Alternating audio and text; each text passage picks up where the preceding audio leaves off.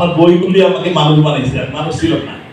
আপনার যে পাঠ্যশস্য Islamic education সোসাইটির যে বইগুলি আপনি দিয়েছেন, সেখানে আমাকে এই আদর্শ মহিলা হতে সাহায্য করেছে। অভিভাবকদের জায়গায় বসে থাকতো, মাথায় কাপড় তো প্রশ্নই নাই। কিছুদিন পরে দেখলাম যে সে গাটা ঢেকে আসে, কিছুদিন পরে দেখলাম সে একটা ওড়না পেঁচে আসে। এরপরে তারা বরকা পরার পর্যন্ত চলে গেল। তা আমার খুব ইচ্ছা হইল যে তার কাছ থেকে জিজ্ঞেস করি তার এই পরিবর্তন কেন হলো। তা আমি বললাম, একদিন এক সমস্যা নিয়ে আসছে, আমি প্রিন্সিপালের দায়িত্ব পালন করতাম। তখন বললো যে স্যার, আপনার বইগুলি আমাকে মানুষ বানাইছে, আর মানুষ ছিল না। আপনার যে পাঠ্যশস্য ইসলামিক এডুকেশন সোসাইটির যে বইগুলি আপনি দিয়েছেন, সেখানে আমাকে এই আদর্শ মহিলা হতে সাহায্য করেছে। আমার সন্তানের পড়াগুলি আমি পড়েছি, ও একবার পড়লে আমি 10 বার পড়েছি। আমি পড়েছি সকালে ওযু করে নামাজ হইলে হরফ হইলে দুঃখ বড়।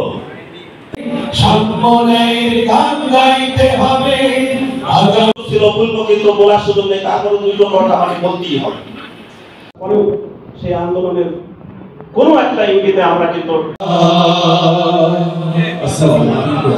এই পে শব্দটা রাখতে চাই না, আমরা পে শব্দটা রাখতে চাই না। আমরা এক কথা শান্তি সুখে সোনালী সেদিন দুর্নীতি যা হয়েছে, বস্তা বস্তা করে টাকা নিয়ে চলে যাচ্ছে, অথচ আমাদের শিক্ষকের মন্ডলের সম্মেলনের সম্মানিত পরিচালক আসবে আবার ফিরে। ওই পে আছে না, বেঈমান, বেফাস, 100% দাবি আমাদের জাতীয় হবে। এবং এর জন্য আমরা নেতৃবৃন্দ বলছি, এই যে 14 সালে সাবেক বাংলাদেশের উপস্থাপন করা হয়েছিল মিজানুর রহমানকে, মোহাম্মদ আরিফুল ইসলাম, ঠিক আছে, ক্যাপ্টেনের বউ, সে অভিভাবকদের জায়গায় বসে থাকতো, মাথায় কাপড় তো প্রশ্নই নাই। কিছুদিন পরে দেখলাম যে সে গাটা ঢেকে আসে, কিছুদিন পরে দেখলাম সে একটা ওড়না পেঁচে আসে। এরপরে তারা বরকা পরার পর্যন্ত চলে গেল।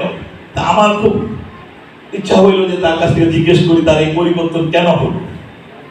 তা আমি বললাম, একদিন এক সমস্যা নিয়ে আসছে, আমি প্রিন্সিপালের দায়িত্ব পালন করতাম। তখন বললো যে স্যার, আপনার বইগুলি আমাকে মানুষ বানাইছে, আর মানুষ ছিল না। আপনার যে পাঠ্যশস্য ইসলামিক এডুকেশন সোসাইটির যে বইগুলি আপনি দিয়েছেন, সেখানে আমাকে এই আদর্শ মহিলা হতে সাহায্য করেছে।